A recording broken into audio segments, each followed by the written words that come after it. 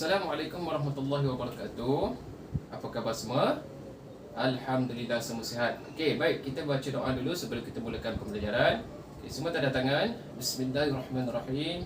Allahumma iftah alaina hikmataka wanshur alaina min khazaini rahmatika ya arhamar rahimin.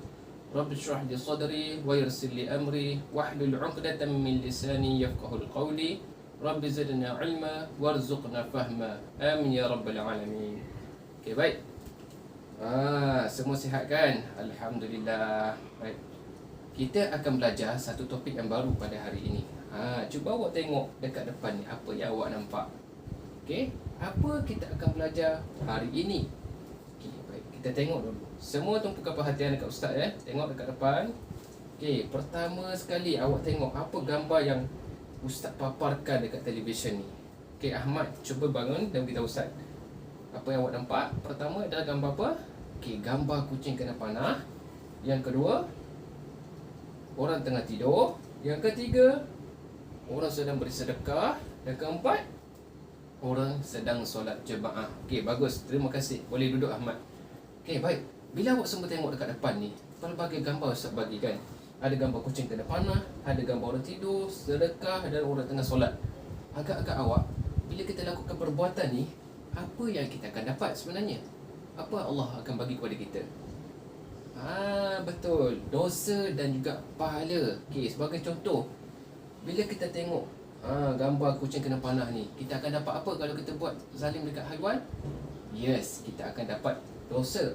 Apabila kita solat berjemaah ataupun memberi sedekah, kita akan dapat apa? Pahala. Tapi bagaimana pula kalau kita tidur? Kita dapat pahala ke dosa? Semua pening kan? Nanti kita akan belajar dan tahu selepas ini. Okey, daripada gambar ataupun perkara-perkara yang kita buat ni tadi kan, mendatangkan pahala dan juga dosa. Jadi kita akan belajar mengenai satu hukum ataupun satu undang-undang yang Allah telah tetapkan kepada kita, yang mana dalam hidup kita ni tidak terlepas daripada kesemua perkara ini. Setiap perkara yang kita lakukan tu akan dapat dosa ataupun pahala. Tetapi apakah yang tajuk yang kita akan pelajari pada hari ini? Okey, semua tengok dekat depan. Okay, kita akan belajar adalah hukum sebagai manual hidup. Yang mana hukum ini terdiri daripada beberapa hukum yang telah ditetapkan dalam Islam, yang mana tidak terlepas daripada kita untuk kita jalani setiap hari. Setiap perkara itu akan mendatangkan dosa ataupun pahala melalui hukum-hukum yang telah ditetapkan oleh Allah. Okey, baik, tengok dekat depan.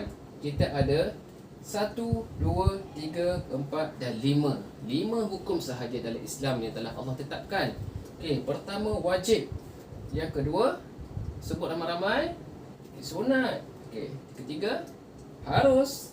Keempat, haram. Dan kelima, makruh. Ada berapa semua? Okey, angkat tangan semua sekali. Berapa semua sekali?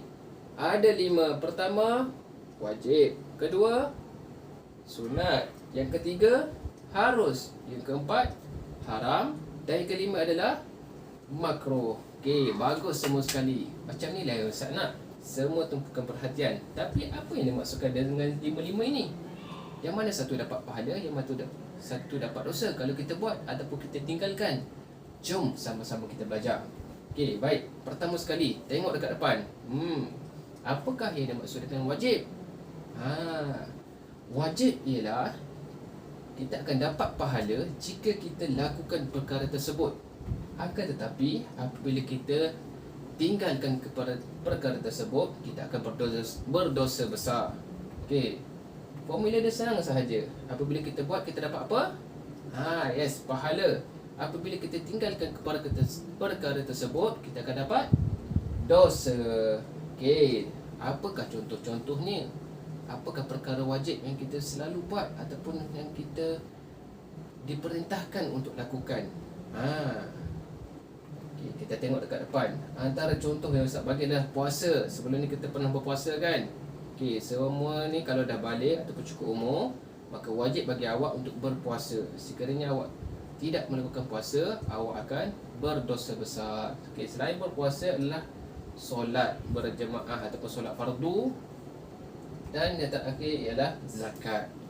Okey, nanti kita akan bincangkan secara lebih lanjut apakah contoh-contoh lain bagi hukum-hukum yang Ustaz akan terangkan nanti. Okey, seterusnya adalah sunat. Okey, apa yang dimaksudkan dengan sunat ialah pertama kita akan dapat pahala sekiranya kita lakukan perkara tersebut, akan tetapi jika kita tinggalkan perkara tersebut, kita tidak berdosa. Okey, kita hanya sekadar rugi sahaja kerana kita tidak melakukan apa yang Allah tawarkan kepada kita. Okey, formula dia senang. Apabila kita buat, kita akan dapat pahala. Tetapi kalau kita tinggalkan perkara tersebut, kita tidak berdosa pun. Baik kat Allah Ta'ala kepada kita. Yes, baik. Allah Ta'ala sangat baik kepada kita. Dia memberikan ruang kepada kita untuk melakukan ibadah seluas-luasnya. Walaupun kita tidak mengambil peluang itu, kita tidak berdosa.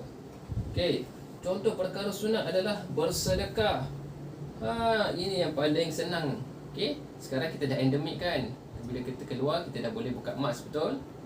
Ini perkara yang paling senang untuk kita lakukan, iaitu senyum. Apabila kita senyum kepada orang lain, semua akan gembira tak bila tengok kita?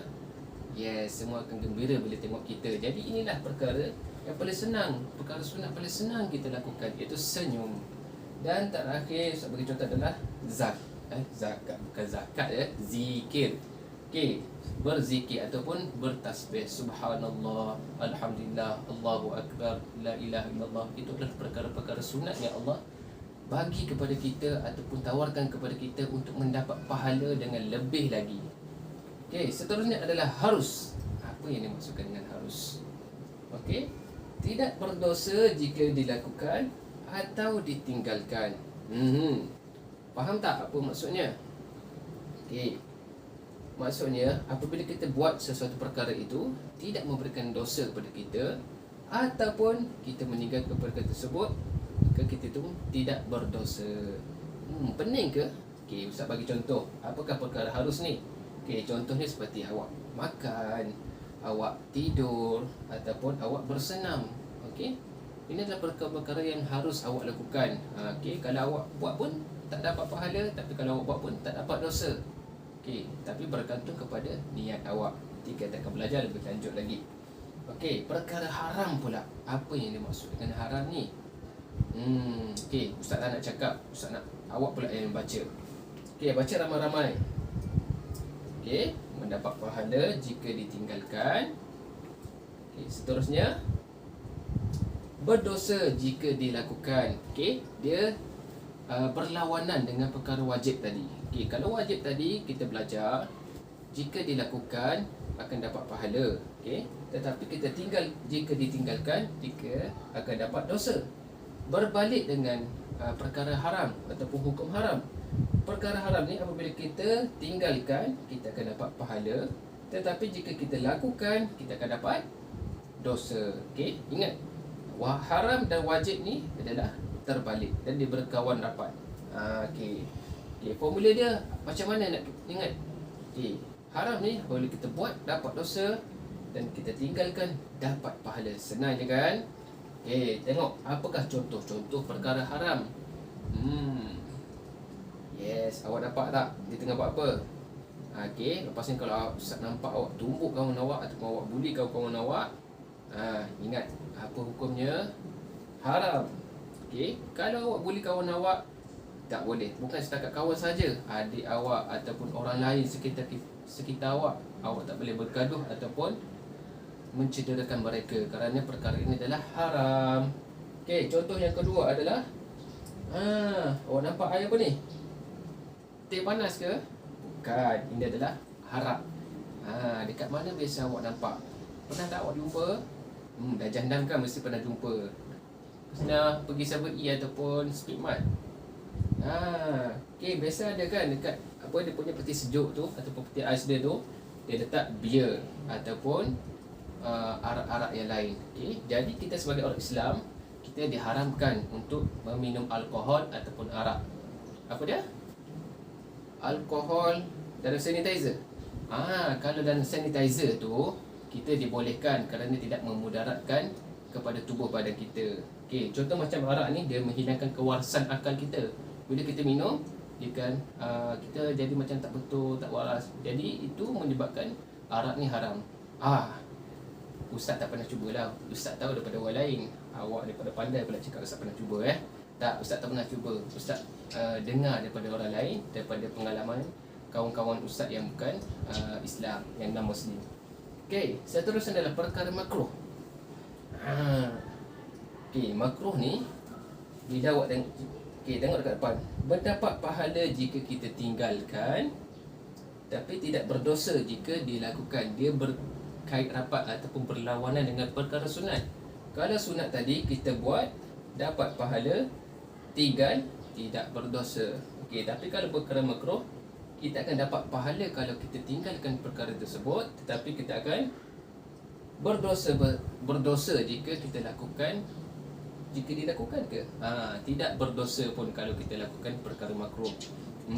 Contohnya perkara yang Allah larang, tapi kalau kita lakukan tidak berdosa. Baiknya Allah Ta'ala kepada kita. Okey, tengok formula dia.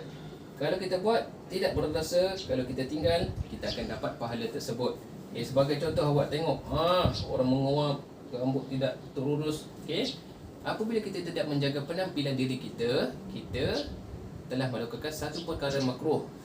Allah Ta'ala tak suka perkara ni. Tapi kalau kita buat, kita tidak berdosa pun. Tapi kalau kita jaga penampilan diri kita, tengok macam Ustaz, handsome tak? Bertai, baju bergosok, rambut bersikat, kita akan dapat pahala. Satu lagi yang biasa awak buat semasa sebelum solat. Apa awak buat? Ambil wuduk. Sebelum awak ambil wuduk, awak akan pastikan semua tempat bersih. Apabila awak mengambil wuduk, pernah tak awak bercakap dengan kawan awak kat sebelah? Oi, sekejap lagi kau nak di mana? Perkara tersebut tidak membatalkan wuduk ataupun Allah tak marah. Tapi kalau kita tak lakukan perkara tersebut, Allah lagi suka kepada kita. Jadi semasa mengambil wuduk, jangan bercakap-cakap kerana itulah perkara makruh. Kalau kita tinggalkan perkara tersebut, kita akan dapat pahala. Tapi kalau kita lakukan, rugi sebab Allah tak suka perkara tersebut. Baik. Kesimpulannya daripada apa yang kita belajar tadi, berapa banyak hukum yang kita telah pelajari? Angkat tangan masing-masing. Ada berapa? 5. Pertama, wajib. Yang kedua, sunat. Yang ketiga, harus. Yang keempat, haram. Dan yang kelima, apa dia? Makruh. Jadi 5 hukum ni kita akan belajar lagi nanti. Apakah contoh-contoh lain yang dekat dengan kehidupan kita. Jadi 5 hukum ni tidak terlepas daripada kehidupan kita seharian. Ingat, setiap tindakan kita ataupun tingkah laku kita itu akan diberikan apa? Ganjaran dosa ataupun pahala. Jadi sentiasa berwaspada. Ingatlah sentiasa, kerana ada CCTV yang sentiasa memerhatikan gerak-geri ataupun tingkah laku kita. Baik semua, terima kasih. Assalamualaikum warahmatullahi wabarakatuh.